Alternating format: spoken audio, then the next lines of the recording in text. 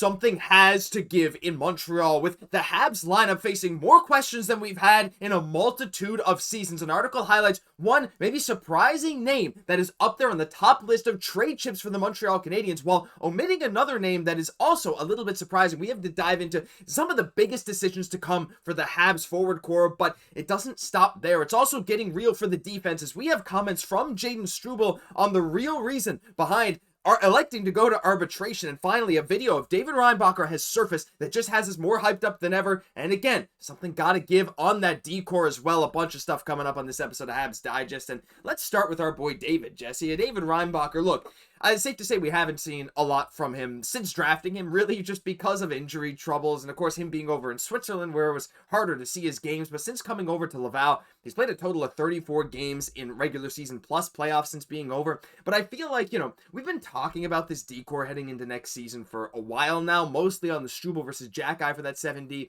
But Reinbacher has always been at the back of our minds, him and Engstrom as well. But I feel like, it's always that shiny new toy kind of thing. When I see him back skating, and I just feel like this is the season where supposedly everyone's going to come in healthy. There's those questions around Kirby, Dach, whatever. It's looking like he'll be pretty good, roughly, to start the season. You got Laine coming in fully healthy. Guhle came back from his injury earlier than we thought this past year. Reinbacher getting ready to go fight for a spot in camp. I feel like it's all lining up, Jesse, and every time I see him on the ice, I just get hyped. For sure, and at 6'4", that smoothness, right D, this is why Kent Hughes drafted this young man right here. Josh, and even with the acquisition of Noah Dobson, a young star right-hand D, which plays that similar position to Reinbacher, I still believe that David Reinbacher is as valuable as ever for this organization and is really going to be a big piece of them taking that next level, because I really feel that they need a guy like him. Why is that? We have so many offensive guys right now. We got Hutson, we got Dobson, Masson. Reinbacher is that type of guy where he's got that offense, but he also plays that two-way game, that defense. I find it just so needed right now. It would just be the ideal partner with Laine Hutson, where that size to kind of compensate on Laine maybe being on the shorter side of things a little bit. With Reinbacher, he'd be providing ample size for both of them, but really has the speed to keep up with them and then the skill, but then still playing. It's like that perfect fit, Josh. Like, it was written in the stars for Reinbacher and Hutson to be a pairing together, because again, he has that defensive game, which pairing like Hutson that you need, but at the same time, still having that offense to maybe bring out the most in Hutson. It just seems really ideal. And the next big question for David Reinbacher in his career, is he going to be able to take that step into being a top 4 defenseman with the Montreal Canadiens? Because if he can, this is absolutely unreal. We got Hutson, Reinbacher, and then that allows us to have Guhle and then also Dobson. And again, having Carrier as a very good third pairing defenseman there. I think just overall the effect that David Reinbacher could have on this team, if he comes to the own in a very difficult league where championships can sometimes be hard to come by, having a guy like David Reinbacher, if he comes out to his full potential, could be a huge part of that missing link. Absolutely. And again, he's going to be pushing for a roster spot in camp this year.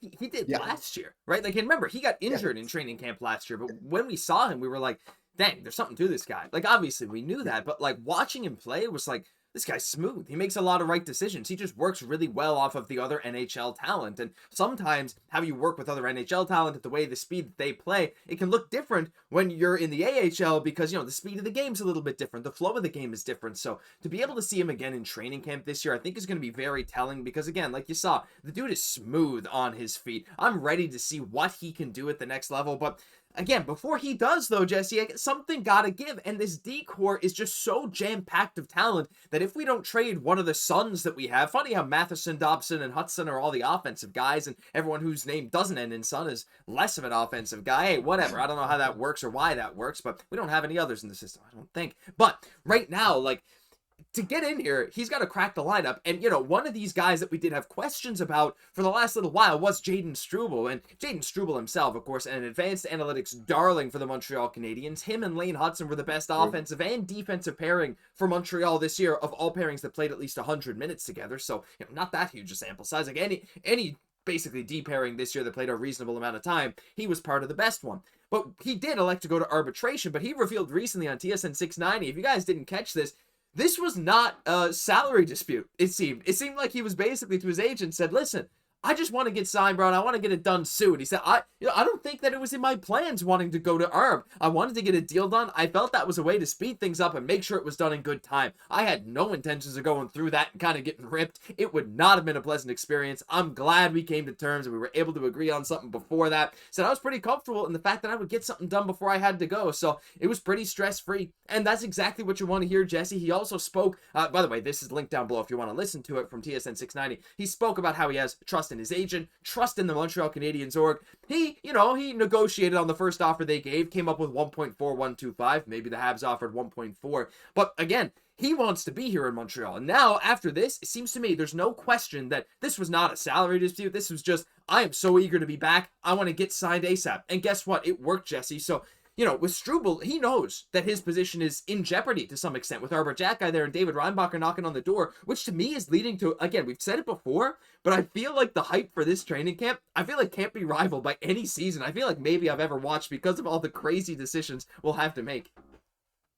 For sure. And there's just so many. We know Reinbacher obviously has an amazing impact on this decor, but we're maybe someone's forgetting like how important a guy like a Struble or a kind of a Xhekaj is, because we got our, obviously like our top fours looking real good right now. But at the same time, I think it's important to get that bottom pairing right with guys that are in the right chairs. And for me, like a Struble, Xhekaj, I wouldn't mind them holding down that bottom pairing. Obviously, it's probably some moves to obviously create that opportunity for them, and allowing Engstrom and Reinbacher to take their time into the NHL. I could see that that's the way it's flowing. And again, just because we're getting some shiny new toys, we really can't forget what Struble really brings to this team in so many ways. Like getting those bottom pairings for me is just so huge. And we can't forget, like, this is another prospect that panned out, that is showing that he's a full-time NHLer. He completely deserves it. And again, I think we're going to want to keep a guy like Struble around. Like, just because we got some D guys, for me, he's a guy that I definitely want to keep around. Why, Josh? I feel like what hasn't been mentioned enough in this 2C talk is possibly the potential of an Arbor Xhekaj going the other way.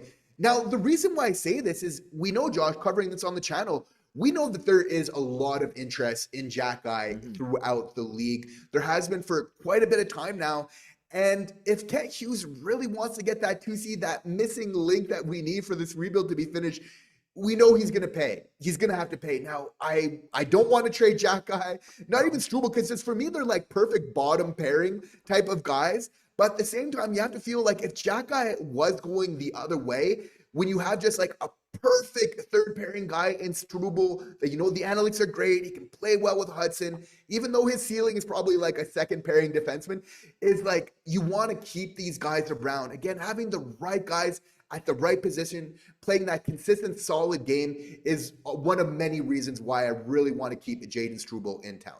And you know what? It just fits with the whole theme of this video. Something's got to give. Like, yeah, I'd love to keep Jack. I'd love to keep Struble. But again, you look at this decor, and, we're going to get into this list of, best trade chips for Montreal in a second, and we'll link that article down below as well. But look, they mentioned Matheson. We're not talking about that today, but we know Matheson's one of these trade chips. But when you look at the rest of the decor, Guhle, Hutson, Dobson, pretty much untouchable. Carrier, I wouldn't say untouchable, but I would say that it would probably take a lot for him to be involved in a kind of trade right now, right? Hey, again, if it's for a 2C maybe, but I wouldn't be eager to throw him in at all. And then Xhekaj and Struble, like, you're fighting for that 6th defenseman spot. In the grand scheme of things, yes, it's great to have a guy like that, but we're talking 2-3 years from now when this team is contending. Would these guys be more than bottom pairing guys? Are they as replaceable? And that's when you start to get into that conversation. We'd love to hear your thoughts. Do you think there's a world where one of these bottom pairing guys fighting for the bottom pairing could be moved in a potential trade for a 2C? That's a big question. But to stay on the note of this forward core, Jesse, because, let me get to the forward core. There it is. Like, look, another final place for now that we're saying, look, something got to give. Because, again, you look at Puckpedia's line, slightly differs from some. Like, whatever. Laine, Bolduc, doesn't matter where they are. This seems to be the core 12, with guys like Oliver Kapanen and Owen Beck kind of on the outskirts. You can see there, even Joshua Waugh, Kapanen are listed as press box. But if we're talking about the future center rotation for Montreal, there's questions about Kirby Dach now. I'm not going to touch on that today because we've seen him skating recently. Hopefully that's fine. If there's an injury now, we know we have a line of who's going to be the next man up. And it could be Owen Beck, it could be Oliver Kapanen. But in an article talking about the top trade chips heading into 25-26 by Ryan Sporer, which is linked down below, you can check out the other 4 guys because we're only going to mention one. And I suggest you go take a read of it yourself.